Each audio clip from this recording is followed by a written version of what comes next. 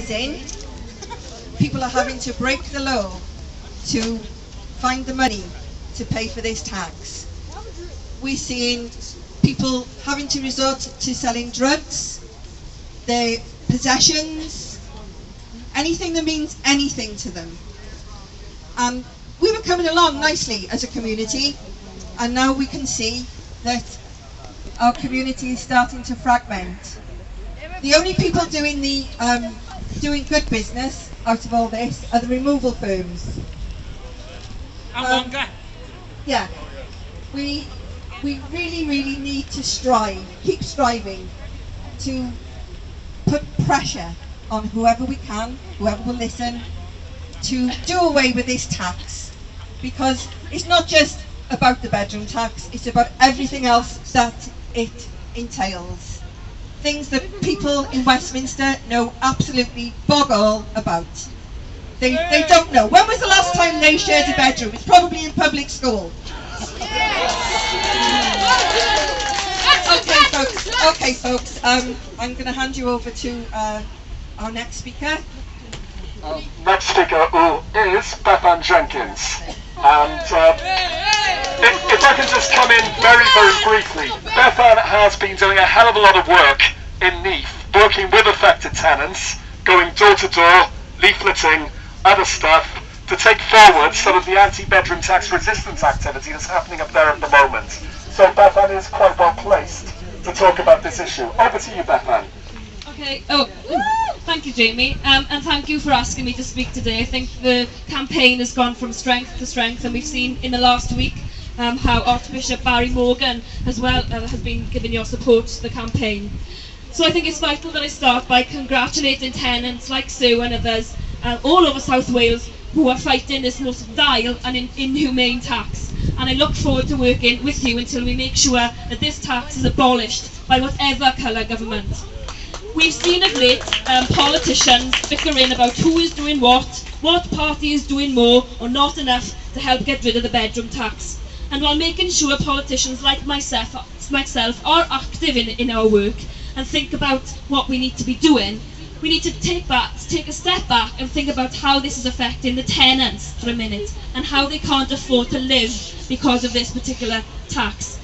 Tenants on the street don't care about whether it's called a spare room subsidy or whether it's called the bedroom tax. They just know that this is an evil, vile tax that needs to come to an end.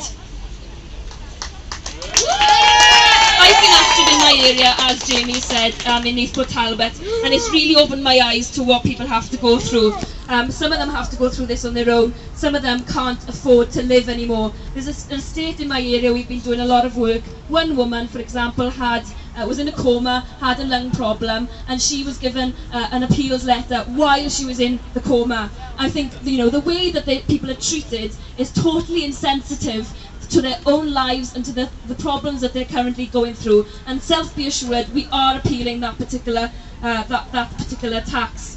Another woman in my area has said that her life has been made very, very difficult over the last 4 weeks, and I quote, "The government are trying to grind us down. They think we are all the same, but we are not the people they think we are. We should prove we are not." This is an example, I think, of the growing fight that people are finding within themselves, people who perhaps haven't protested ever before in their lives, and saying, no, I'm not going to have this. I'm not going to make people make me take this tax. I'm going to stand up and fight for the first time ever. I don't want to. I've got loads of different things I could be doing. I've got to go down the job centre on Thursday. I've got to sort out my bills on Friday. But they have to find it in themselves, to empower themselves to get up and campaign against this tax.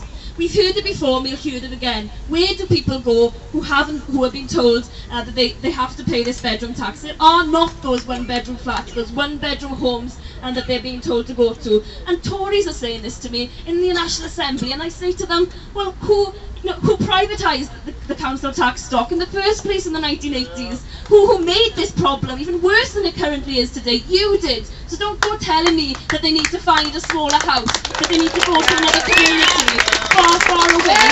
This problem is created by you. And I think it's more than about just saying, well, go and find a smaller house. Yes, people can do house swaps. Yes, that's all well and good. But the women and the families I speak to are saying, this is my home, this is where I grew up, this is my heritage, my history, this is where everything to do with my past is. I don't want to go and live in Swansea, I live in Neath. I don't want to go and live in Bridgend, I live in Neath. Why can't they hear people's voices? It's easy for people to say when they're sitting in the Assembly or sitting in Westminster, these are the policies, you have to deal with this, but it's not. Go and speak to the tenants on the ground, go and ask them what they think of this policy.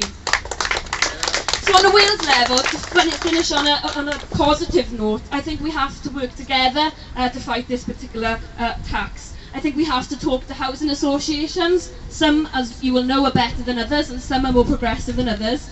Let's explore solutions like bringing motions forward on an Assembly level, like calling on the Welsh Government to explore partnerships with credit unions, or help create a joint crisis fund for housing associations to pay into. There are options for the way forward, and if anybody tells you there's nothing we can do, there's nothing that this Welsh Government can do, the councils can do, the UK Government can do, then say to them, no, you're wrong, because there are things we can do, and we can make this policy go away, and we can stop it and make sure that we never are put in this position again. Diolch yn fawr. Thank you.